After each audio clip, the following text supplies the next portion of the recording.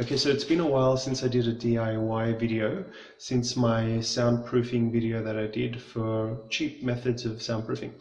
Anyway, I want to show what I've done. So in my previous video, if you haven't seen it, check it out. I used gap filler to fill all the cracks, and then what I did afterwards is I actually put as much insulation as I could into the walls to help with the soundproofing, and then I used a thicker gyprock, so the gyprock that you usually use on ceilings, for the walls, just to kind of help with the insulation. So if you have some holes or little gaps that maybe gap filler isn't the best for, I would use the foam in a can, and that really helps. Now if you are using it, trust me, make sure you use gloves, because it took me 2 weeks to get it off my hands. What we can see here is I've cut it off with a blade, and what that's helped is it's just helped get rid of all the excess stuff. And then the skirting boards are going to go over here, and I'll show you another one that I've done here. So let's just turn it around. So this is just a quick video to give you an update.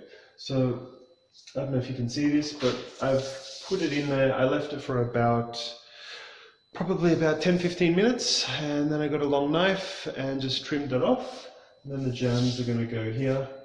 So the advantage of using the foam in a can is basically it all expands and fills out, so it makes it a lot easier to do.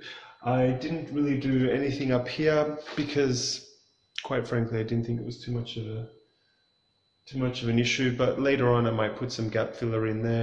So this is the previous wall, that's all been done. So this is the ceiling gyprock, and inside we've put quite a lot of insulation. So this is the insulation I used. I try to put about 2 to sometimes even 3 layers where possible. So that's the Earth Wool 1.5. It was the cheapest insulation that they had. And this is another wall that I've done. As you can see, I've put the gap filler in. At times I've had to put 2 coats because I found that sometimes it would crack. So the next thing is I'm going to put the earth wool or the insulation in. Then I'm going to put the gyprock, and it should be good to go. The other thing I went with is solid core doors, because you want solid doors to try and absorb as much sound as possible.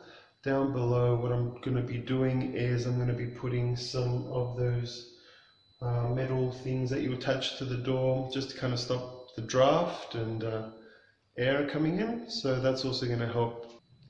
So that's basically the cheap soundproofing.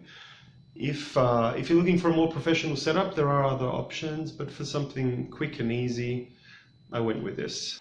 I might try and make some more videos where it comes to DIY, probably in the next few months. We'll see how it goes, but I've got a few more workout videos coming up, so stay tuned.